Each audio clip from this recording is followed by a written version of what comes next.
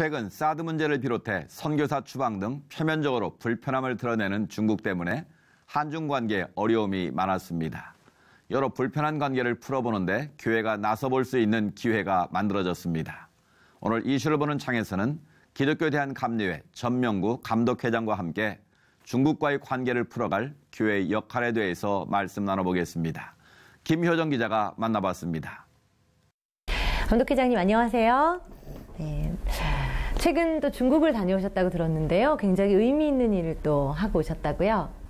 네, 지난달 25일 날 우리 기독교 대한감리회와 중국 하북성 양회와의 그 교류의 중요성을 깨닫고 중국 선교 한 25년간 봉사하신 우리 김의중 목사님과 동행을 해서 중국의 이제 그 선교에 관심을 갖고 특별히 사회복지 쪽에 관심을 갖고 쭉 도와오셨는데 그런 게 이제 신뢰가 쌓여지게 되니까 삼자교회와 연결이 되어지게 되고 그래서 서로 교류하면서 하나님의 사업도 열심히 하고 또 문화교류 뭐 이런 것도 서로 좀 나누자고 하는 그런 의미 있는 시간을 갖게 되었습니다. 네, 문화적인 교류의 확대로 이제 복음 전파까지도 가능하게 하는 여러 가지 일들도 기대해 볼 수 있을 것 같은데요.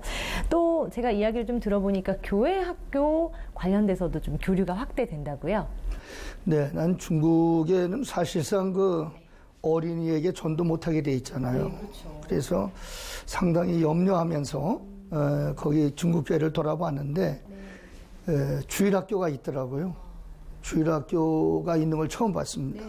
그 주일학교도 아주 어린이들이 그 하나님 말씀을 배우고 이렇게 좋게 분위기도 잘 돼 있었고 그 이제 저희들이 얘기한 건 그 아무래도 교회 교육은 우리가 앞서 있으니까 먼저 복음이 활성화되고 이렇게 됐으니까 어린이 교육의 교재나 이런 것들을 같이 좀 의견을 나누면서 서로 협력해서 어린아이들이 쉽게 하나님 말씀을 배우고 또 어린아이들이 건강한 그리스도인으로 자랄 수 있도록 그런 것을 같이 좀 공유하자. 그래서 한국교회와 중국 양회와의 그 어린이 교육의 프로그램을 공동 개발을 하고 같이 좀 이렇게 상의하자.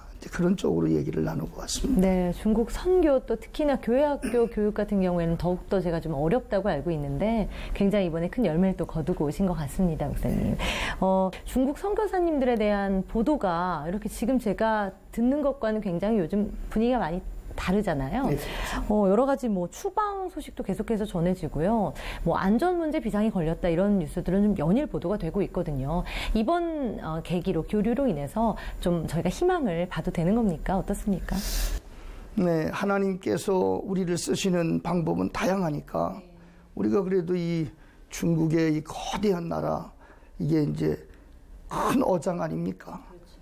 이렇게 놓고 볼 때에 정부가 인정하는 그러한 그 삼자교회와 우리 큰 틀에서는 같이 협력을 하면서 정말 어떻게 하면 이 땅에 하나님 나라를 확장하는 일에 지금 전도가 안 되는 때잖아요. 그렇죠. 어려운 때잖아요. 네. 그리고 중국의 종교 정책에 대해서 왜 그분들이 그렇게 하는지에 대한 것도 우리가 좀 이해하면서 너무 서두르지 말고 거기엔 좋은 그런 보조를 맞춰가면서 좀 인내할 필요가 있잖아요. 우리나라도 처음에 선교사님 들어오셨을 때 대동강변에서 토마스 목사님은 그냥 단칼에 순교를 당하지 않았습니까?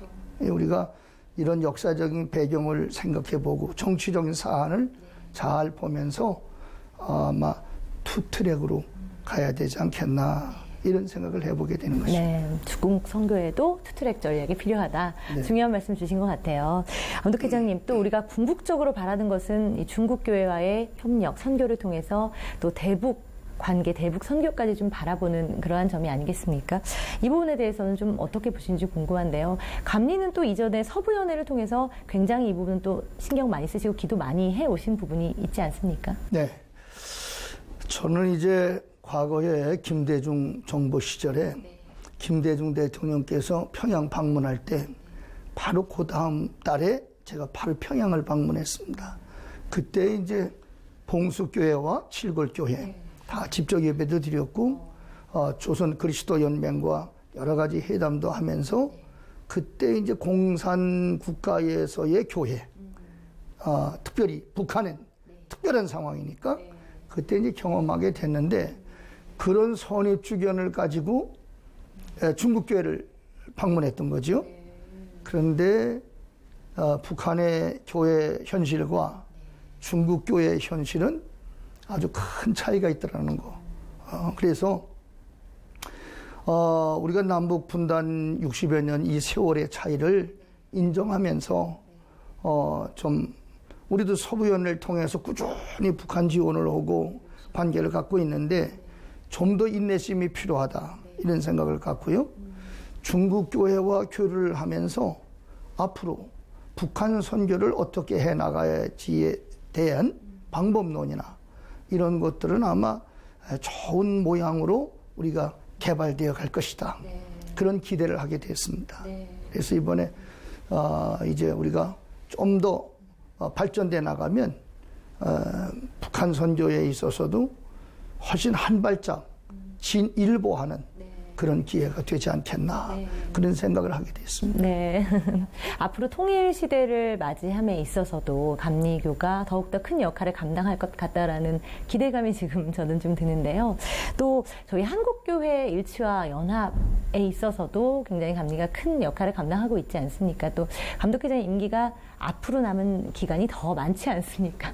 그런 의미에서 중요성이 조금 더 있다라고 저는 좀 이렇게 보고 있는데요. 그 부분 어떻게 보세요?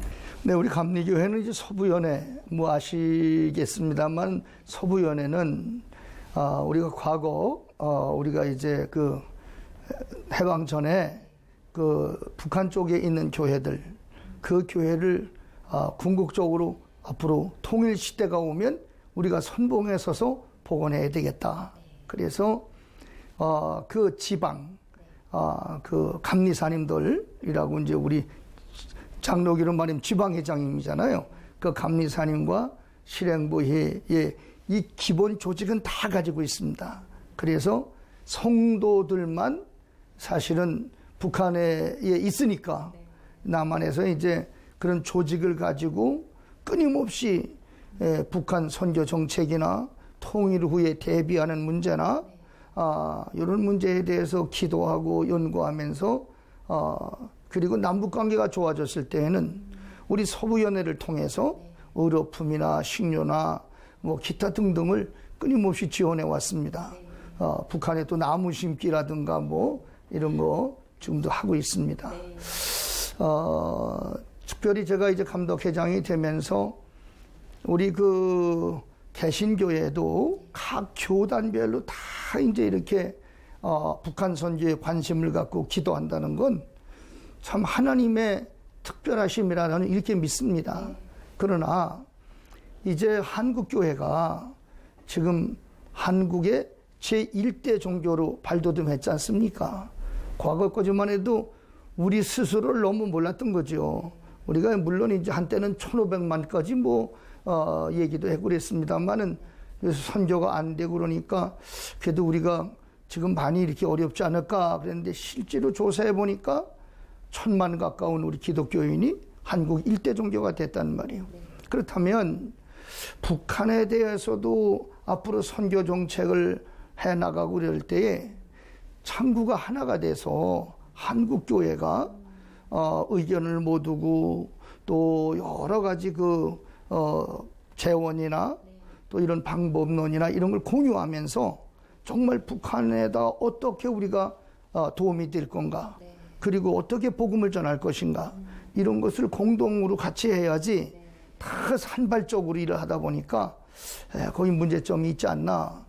이번에 이제 지금 방금 말씀하신 것처럼 한국교회가 우리 종교개혁 마르틴 루터 종교개혁 500주년을 맞이하면서 일치화 하나되는 운동을 전개하지 않습니까? 그래서 이렇게 하나됨으로 말미암아 대북 지원이나 선교나 이런 문제도 통일 창구를 만들어서 같이 이렇게 협력해 나가면 국가 정책 또 교계에서 기도하는 제목들 이런 것들을 아우러가면서 선교하면 훨씬 효과적으로 우리가 대북 관계를 유지할 수 있지 않겠나 그런 생각을 가지고 있습니다. 네, 오늘 굉장히 복합적인 이야기들 다양하게 들려주셨습니다. 중국 선교, 또 대북 선교, 나아가서 한국교회 연합과 일치를 위한 여러 가지 노력들까지 저희도 감독회장님의 앞으로의 행보 응원하고 함께 기도하도록 하겠습니다. 오늘 말씀 감사합니다. 네, 고맙습니다.